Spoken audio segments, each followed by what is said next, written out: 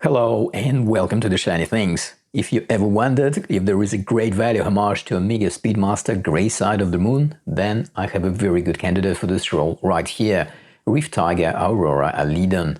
But as I discovered, not all is great with this Reef Tiger watch. Will it be a showstopper for you? Well, I'll give you all the facts and let you decide.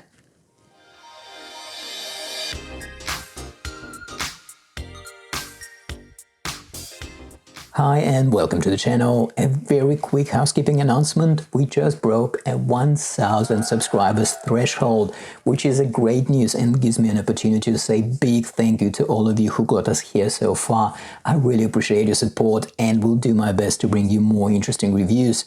And if you are not subscribed to our channel, what are you waiting for?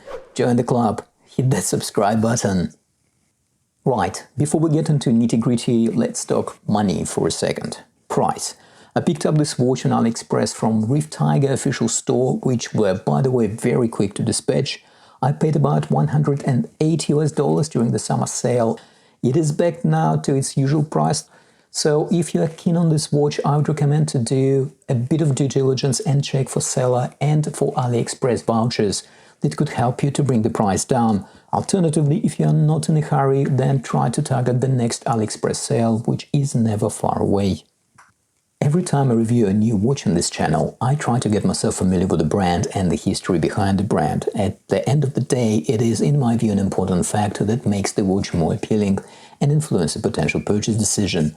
So after I came across this Reef Tiger watch, which of course, at least visually, takes most of its cues from Omega Speedmaster watch Grey Side of the Moon, naturally I wanted to know a bit more about the brand. Here things get quite sketchy though, interesting to some degree and actually a bit satirical. I found a repeating story posted on numerous watch sites over the internet which talk about two gentlemen, talented designer Stephen or Stefan Reef from Geneva and his lifetime friend, the British nobility Leonard the Tiger, who apparently came together to form a wristwatch company to bring the watches to the masses. And I quote, "In 1898 AD, of the time, only either royalties or people with certain status have the right to occupy wristwatches." End of quote. As the story goes, the company then fell on the hard times during and after the First World War, and then further more trouble for the company during the Quartz crisis. And then after, in 1995, the descendants of these two gentlemen, Michael Reef and Audrey Tiger, came together to revive the company, and in 2011, Reef Tiger successfully stepped into the Chinese market. If you find this story a bit far-fetched and hardly plausible, you are probably not alone. Well, at least up until the bit where in 2011 the brand steps into the Chinese market. That part I find quite believable. Now, after all this hardly plausible and a bit cheesy story, should you still consider having a closer look at Reef Tiger watches? I personally think the answer is yes. Let's have a closer look and maybe I will be able to show you why this watch might still deserve your attention. And of course, rest assured, I will point out what I think is not that great about this watch as well. So, what's in the box? Well, even the actual parcel box is branded, which is quite nice. Good packaging and interesting, or even should I say elegant watch box, and at the same time in line and very so slightly above what you would expect at this price point, which I think is a pleasant surprise and will do quite well as a present. There is a branded cloth, a warranty card and well-printed catalogue of Reef Tiger watches, including this one, with some basic instructions. This watch has a 44mm diameter. Even though the diameter sounds a bit large, the watch actually wears smaller because the bezel is measured just over 42mm. The height of the watch is 15.5mm. For the record, Omega Grey Side of the Moon is actually even girthier, with just over 16mm height. Lug width is 21mm, which is an odd size, but interestingly enough, it is the same as on the Omega watch as well. Lug tip to lug tip is 50mm. However, the actual distance between lugs is even smaller, just over 49mm, which again makes this watch sit very well on the wrist. The weight of the watch is 89 grams on the supplied nylon strap. Here it is on my about 7-inch wrist. There is a minute chaptering and applied indices for the hour markers. Unframed date window at 6 o'clock position. I like that the date wheel color is the same as the dial. This is unfortunately not the case on the models with the darker colored dials. Not the end of the world, but something to keep in mind if you're looking to get one. Wording and branding are well balanced in my opinion, with the model number at the bottom of the dial. Personally, I would prefer to see made in China rather than the model number, but that's just me. The dial is not cluttered and is easy to read. There is a loom on the hour markers and on the minute and hour hands. Loom on hands is a bit more pronounced, which is good, but in general the loom could have been possibly done better. I will post a loom shot at the end of the video. The minute and hour tracks on the subdials are raised and different color to the dial, which gives the dial a degree of depth and a bit of a 3D feel, which makes it look definitely more interesting than just a flat print. Of course, you probably noticed by now the absence of running second hand. Personally, I thought that would be an important for me when I bought this watch, however, I've got used to it by now. If anything, it disguises the quartz movement to an uninitiated observer. And even the chronograph second hand runs in a sweeping motion due to the mecha quartz movement, confusing the matters even further. Of course, hacking second would be useful when setting the time, however, given the accuracy of the Seiko VK64 movement, it is not a key point for me. Reef Tiger listing for this watch tells us about wonderful anti-reflective sapphire crystal that we should be expecting from this watch. Sounds great. But before we take a closer look at that crystal, let's check the rest of the watch first.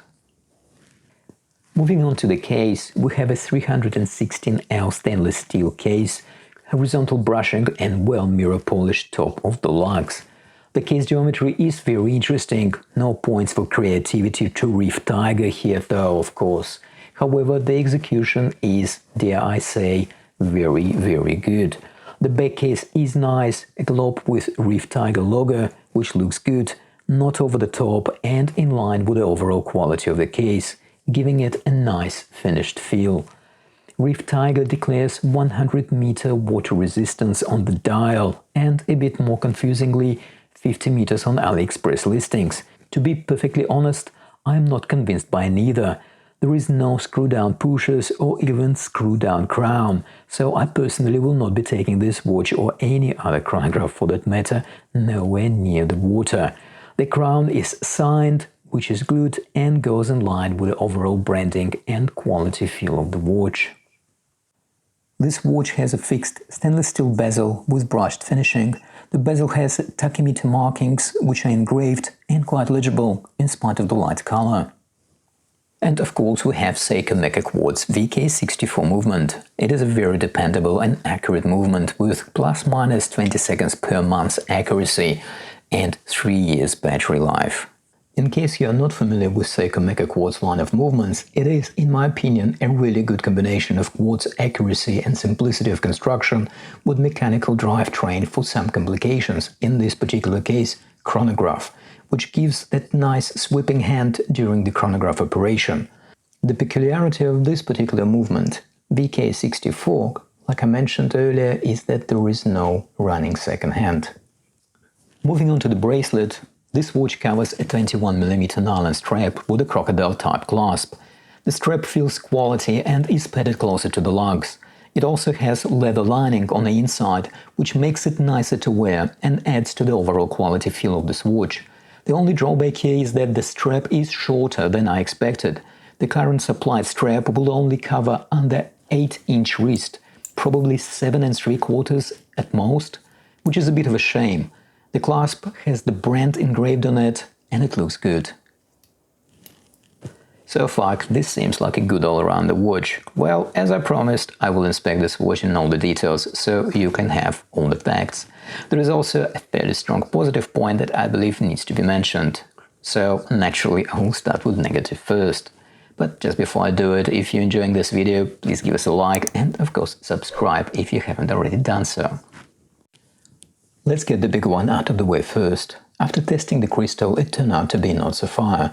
which was a bit of an unpleasant surprise. I reached out to the Reef official store on AliExpress where I bought this watch, and after initially denying the issue, the seller told me that there is a mistake in the listing and if I want a sapphire that would cost extra, and I can send the watch back and pay the difference for this to happen.